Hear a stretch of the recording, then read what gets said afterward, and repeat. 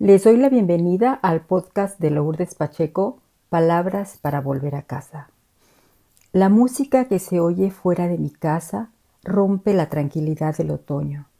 En estas tardes de diciembre es posible gozar del silencio de la calle, lo cual no ocurre otros días de la semana, cuando pasan estudiantes a las escuelas y las personas mayores se apresuran a llegar al trabajo o a algún lugar de sus vidas. La música que viene de lejos, poco a poco al acercarse se hace reconocible en la tonada: desde el cielo una hermosa mañana, desde el cielo una hermosa mañana, la guadalupana, la guadalupana, la guadalupana bajó al Tepeyac. Pasa la peregrinación a la Virgen de Guadalupe, organizada por los vecinos de la colonia donde vivo. Los teléfonos celulares hacen las veces de veladoras para quienes no alcanzaron a comprar veladoras de pilas. Ya no se usan las veladoras de cera porque causan accidentes. Este fervor a la Madre Guadalupe nos recuerda la desventura en que nos encontramos por ser seres humanos, el desaliento, lo fortuito de vivir, pero también significa la esperanza. Digamos que la religión monoteísta católica, en cuya cúspide se encuentra un Dios todopoderoso, fue impuesta a un pueblo vencido. Ese principio masculino de la deidad había destruido a diosas y dioses de los pueblos mesoamericanos. La población, derrotada y humillada, veía destruidos los fundamentos donde había florecido su mundo. Fue negado el lenguaje, fue derrotada la cosmogonía, fueron derribadas las pirámides, los templos del culto, la base material de la vida, todo caía. Un pueblo se acerca al precipicio. Al borde del colapso surge el mito de la Madre Guadalupe como un caso de sincretismo religioso entre las cosmovisiones europeas y las indígenas. Una analogía entre las advocaciones de la Virgen María del cristianismo y de las diosas madres de la cultura náhuatl. Expulsados del mundo mesoamericano, los pobladores fueron arrojados al orden de los conquistadores, porque solo si hablaban el idioma español, la lengua de los dominadores, renegando de sus propias lenguas originarias, podían ser aceptados. En esas lenguas estaban los nombres de los dioses náhuatl, no en la lengua española. Solo si nombraban a los dioses de los conquistadores podían ser reconocidos, podían ser bautizados, podían ser súbditos de la corona española. Entonces, en ese conflicto, surge la Madre Guadalupe como vínculo con el orden simbólico perdido. Porque Guadalupe es donde nos podemos reconocer plenamente, confiar en nosotras. La Madre Guadalupe nos salva del infortunio porque también habla la lengua de los vencidos, de los expulsados, de quienes han sido humilladas. Tonantzin era tanto madre de los dioses como madre de los hombres, en una cosmovisión profunda narrada por Fray Bernardino de Sahagún.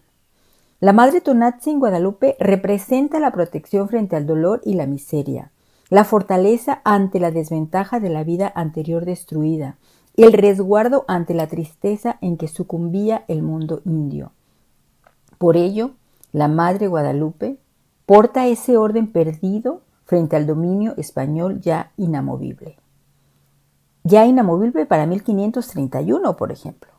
Y aquí no me refiero a la verdad o falsedad de las apariciones, sino solo al simbolismo que ha tenido en la reestructuración del alma indígena y en la conformación del México mestizo al convertirse en el símbolo de lo mexicano. La pintura está elaborada a modo de códice indígena, donde la imagen era fundamental para la comunicación. De ahí que el conjunto del huipil de San Diego pueda ser leído como un códice con símbolos de la cultura y la religión náhuatl, de acuerdo a los investigadores. Pero tenemos aquí que en 1794, cuando a Fray Servando Teresa de Mier le encargaron que diera el discurso fundamental, el sermón fundamental sobre la Virgen de Guadalupe, el 12 de diciembre de 1794, recordemos que la ceremonia de la Virgen de Guadalupe era la más importante en el virreinato. Lo que dijo Fray Servando Teresa de Mier fue que la imagen de Nuestra Señora de Guadalupe no está pintada en la tilma de Juan Diego, sino en la capa de Santo Tomás Apóstol del cristianismo, porque él afirma que 1750 años antes de ese año de 1531, la imagen de Nuestra Señora de Guadalupe ya era adorada por los indios cristianos porque Santo Tomás lo colocó ahí. Pero como vio que no la adoraban, entonces la escondió, y lo que hizo Juan Diego fue desenterrarla y de esa manera ir con el obispo, y ya sabemos la historia posterior. Por lo tanto, Fray Servando Teresa de Mier afirmaba que la imagen de la Virgen de Guadalupe es una pintura de los principios del siglo I de la Iglesia, así como su conservación, su pincel es superior a toda la industria. Ahí entonces ocurrió que, obviamente, al día siguiente, estas palabras de Fray Servando Teresa de Mier, digamos, rompieron la conciencia religiosa novohispana de fines del siglo XVIII. Mucha gente, sobre todo el clero, se sintió agraviada y dijeron que este fraile dominico había enloquecido. A los ojos del clero merecía un castigo, y la respuesta de las autoridades eclesiásticas fue fulminante. Antes de 24 horas de haber dicho este sermón, a Fray Servando lo encarcelaron. Obviamente le abrieron un proceso, le suspendieron la licencia para predicar y confesar. Posteriormente fue condenado a reclusión en el convento de Santo Domingo porque este audaz sermón lo había convertido en un paria de la iglesia. Fíjense lo importante que era entonces la Virgen de Guadalupe, porque ya en 1794, cuando el Fray Servando hace este sermón, lo que está haciendo realmente es un discurso político. ¿Por qué? Porque el Papa había dicho que todos los dominios que había encontrado, todo lo que había encontrado el reinado español era de ellos, porque la misión era evangelizarlos. Pero si se demostraba que estos indios ya habían conocido el evangelio católico antes, entonces los reyes de España eran unos usurpadores. Recordemos que Fray Servando Teresa de Mier era parte de quienes ya conspiraban contra los reyes de España para formar una república independiente.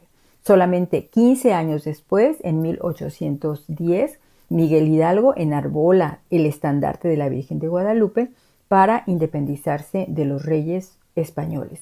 Por cierto, los conspiradores se llamaban los Guadalupes. Esto obviamente lo han descubierto los historiadores. Yo no soy historiadora, pero sí leo lo que otros historiadores han realizado. Entonces, aquí podemos ver lo fuerte, lo sustantivo que es obviamente la Virgen de Guadalupe, porque, como dije antes, la representación de la guadalupana recupera el alma de lo indígena que sucumbe, que va perdiendo toda la memoria de lo que era. Todo va sucumbiendo a la cosmovisión indígena que ha sido negada, y al mismo tiempo anuncia una nueva visión fusionada con la religión impuesta. Se puede decir, con los términos actuales, que la Virgen de Guadalupe actúa como un portal entre el mundo indígena en su angustia de la pérdida y el mundo hispano que va iniciando. Por eso, porque Guadalupe, la Madre Guadalupe, salvó al pueblo indígena de la derrota de los dioses, es decir, salvó a los propios dioses náhuatl de su derrota, surgió como una nueva diosa, mitad náhuatl y mitad hispana, surgió en este momento de la destrucción y la pérdida. Por ello, el mito se encuentra en las profundidades del alma de quienes estamos en México.